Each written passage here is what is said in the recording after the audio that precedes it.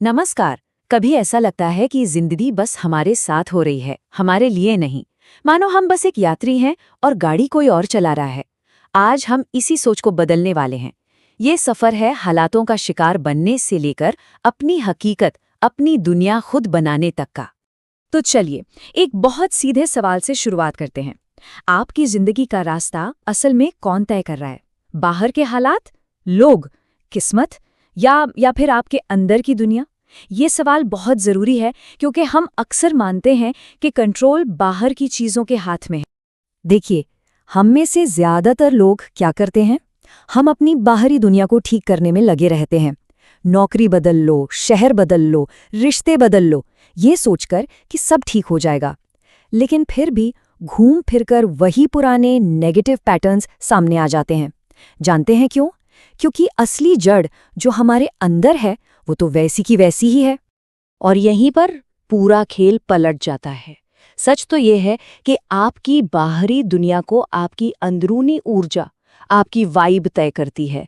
ये कोई फैंसी शब्द नहीं है, यही आपकी हकीकत की असली नींव है। तो ये वाइब है क्या चीज़? ये वो एनर्जी है जो आपके रोज के विचारों से बनती है, इस बात से कि आप खुद के बारे में क्या मानते हैं और दुनिया को किस नज़र से देखते हैं। और इसका सबसे ज़रूरी हिस्सा है सेल्फ लव, यानी खुद से प्यार। ये कोई लग्जरी नहीं है, ये वो फ्यूल है जिससे बाकी सब कुछ चलता है। सीधी सी बात है, अगर अंदर से खुद की इज्जत नहीं होगी तो बाहर की दुनिया भी आपको वैसे ही ट्रीट करेगी। देखिए, ये कनेक्शन कितना सीधा और साफ है। जो हमारे अंदर चल रहा होता है वही बाहर की दुनिया में हमें अनुभव होता है। जैसे अगर अंदर हमेशा एक कमी का एहसास है तो बाहर हम हर वक्त दूसरों से अपनी तुलना ही करते रहेंगे। अगर अंदर से इनसिक्योर हैं तो बाहर हमेशा दूसरों से वैलिडेशन, दूसरों से तारीफ की भूख रहेगी। और यही चीज़ पॉजिटिव तरीके से भी काम करती है। जब अंदर विश्वास होता है तो बाहर ग्रोथ के नए नए रास्ते खुलने लगते हैं। जब अंदर से शुक्रगुजार होते हैं तो बाहर हमें हर चीज़ में प्रचुरता यानी अबंडेंस महसूस होती है।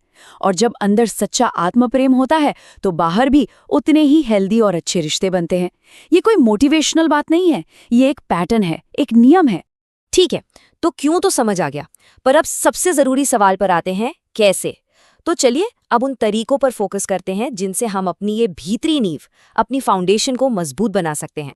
1 मिनट रुककर इस बारे में सोचिए। जब आपसे कोई गलती होती है, जब आप फेल होते हैं, तो आपके अंदर से कैसी आवाज़ आती है? कोई है जो आपको डांटता है, बेकार कहता है, या कोई है जो एक कोच की तरह आपको सहारा देता है? पता है, ये जो भीतरी आवाज़ है ना, यही आपकी किस्मत लिख रही है। तो इस सेल्फ लव की नींव को बनाने के लिए 3 मजबूत पिलर्स हैं। पहला, अपने विचारों पर ध्यान देना, मतलब ये जानना कि आपके अंदर चल क्या रहा है। दूसरा, हेल्दी बाउंड्री सेट करना, ये समझना कि किसी को ना कहना आपकी सेल्फ रिस्पेक्ट का हिस्सा है। और तीसरा, खुद को माफ करना। पिछली गलतियों के बोझ को ढोते रहने से हमारी सारी एनर्जी खत्म हो जाती है। चलिए, अब थ्योरी से निकलकर प्रैक्टिकल बातों पर आते हैं। अब हम ये देखेंगे कि इन सारी अच्छी अच्छी बातों को अपनी रोज की जिंदगी का हिस्सा कैसे बनाया जाए। एक बात समझ लीजिए, कॉन्फिडेंस सिर्फ सोचने से नहीं आता। आप सिर्फ बैठकर ये नहीं सोच सकते कि मैं कॉन्फिडेंट हूं। कॉन्फिडेंस आता है सबूत से।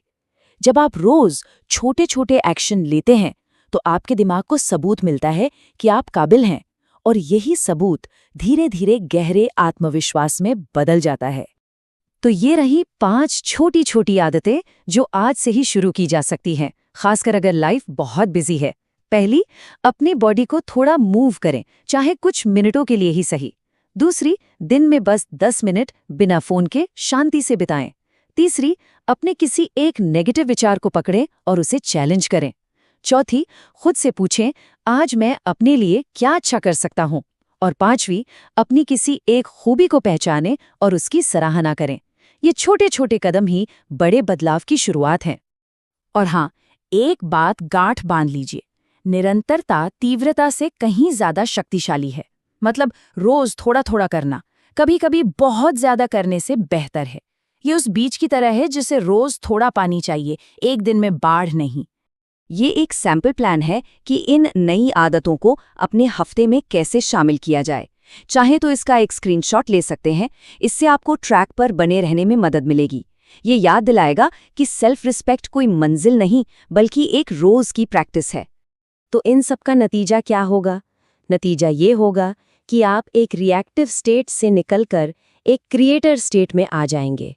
मतलब चीज़ों पर सिर्फ रिएक्ट करने की बजाय आप अपनी जिंदगी को बनाना शुरू कर देंगे। तो हमारा गोल क्या है? गोल है एक विक्टिम माइंडसेट जिसमें बहुत ज्यादा चिंता और रिएक्शन होता है, उससे निकलकर एक क्रिएटर माइंडसेट की तरफ जाना, जहां जागरूकता और स्थिरता होती है। इसका मतलब ये नहीं कि समस्याएं खत्म हो जाएंगी, इसका मतलब है कि आप उन्हें बेहतर तरीके से हैंडल करना सीख जाएंगे। ये एक बहुत बड़ी गलतफहमी है जिसे दूर करना जरूरी है। बदलाव सिर्फ अच्छा सोचने से नहीं आता। बदलाव तब आता है जब आप अपने एक्शन से खुद को अपग्रेड करते हैं, जब आप फंडामेंटली एक बेहतर इंसान बनते हैं। यूनिवर्स आपकी पहचान को रिस्पॉन्ड करता है, सिर्फ इच्छाओं को नहीं। ये लाइन हमेशा याद रखिए। आप जिंदगी में वही अट्रैक्ट करते हैं जिसे आप टॉलरेट करते हैं, जिसे आप सहन करते हैं। जिस दिन आप अपमान, ड्रामा या साधारण चीजों को बर्दाश्त करना बंद कर देंगे, उसी दिन से आपकी हकीकत और आपके रिश्ते अपने आप बेहतर होने लगेंगे। और यही है असली ट्रांसफॉर्मेशन। ये एक जरूरतमंद एनर्जी से निकलकर, जो लोगों और मौकों को दूर भगाती है, एक संपूर्ण एनर्जी की तरफ बढ़ना है। और जब आप अंदर से संपूर्ण महसूस करते हैं, तो आप अपने आप चुंबकीय बन जाते हैं। अच्छे लोग और अच्छे अवसर आपकी तरफ खिंचे चले आते हैं। आखिर में सारी बातें इस एक लाइन पर आकर टिक जाती हैं। जिंदगी आपको वही देती है जो आप दिल की गहराइयों से मानते हैं कि आप डिजर्व करते हैं।